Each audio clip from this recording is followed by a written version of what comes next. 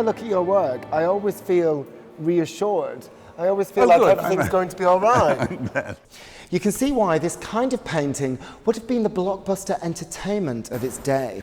And here in the Giardini is the focus of the Biennale. You always say all the artwork and architecture is factually accurate. Are you not setting yourself up for a fall here? Even though we've talked about you not appearing in videos and things, is there a part of you that kind of likes the recognition? You got a little twinkle of satisfaction? Oh, who doesn't love nice things? Everyone loves a bit of recognition. Nice.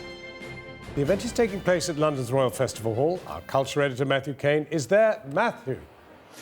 Yes, John, this is the 18th year of the Women's Prize for Fiction, and so far it's been a huge success.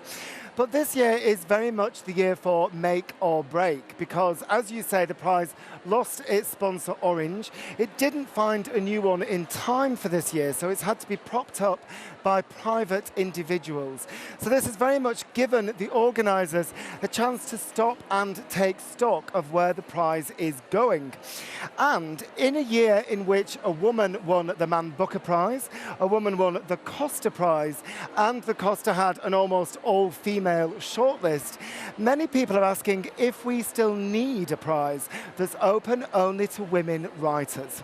His boots stand as a reminder of his presence, and Lucian Freud painted here until a few days before he died last year. In his will, he left his house and studio to David, who's decided to develop and live in the house, but preserve the studio and close it off from view.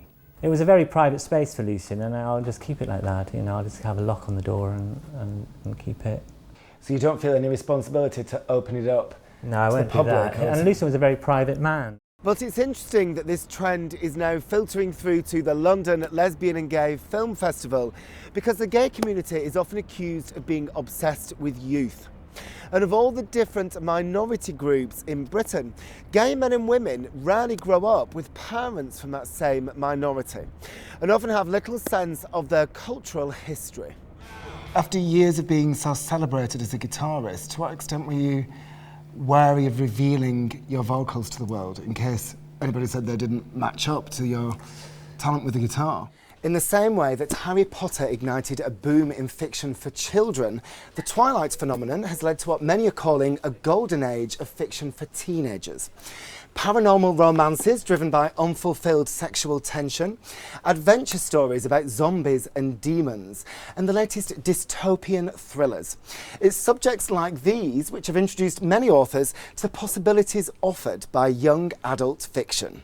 In the past, you've played several roles which have almost been defined by their virile heterosexuality, and now you're doing almost the complete opposite. You know the massive scale pieces that you've done for this show? I know that you've said that it's all your work, but you must have had help to put those together, just because of the size of them. Oh, yeah. All the action takes place in the business class area. All the people in the economy class area are drugged and sleep for the whole thing. With so much depending on interaction with the viewer, how do you know whether a piece like this is ultimately going to work? You don't. Until? You don't. The life of a principal dancer in a company like the Royal Ballet is famously tough. Dancers need to attend class in the morning, rehearse in the afternoon, and often perform in the evening. Matt. Yes, John, behind me is David Hockney's house, where yesterday morning the 23-year-old Dominic Elliott was found seriously ill. He was taken to Scarborough General Hospital and died there shortly afterwards. Humberside police have said that they're treating the death as unexplained and making enquiries. But now Yinka Shonibare is opening his biggest ever UK show, far away from obvious associations with empire and post-colonialism, here at the Yorkshire Sculpture Park. Is Banksy coming to see the show? Maybe he's here already. Ah.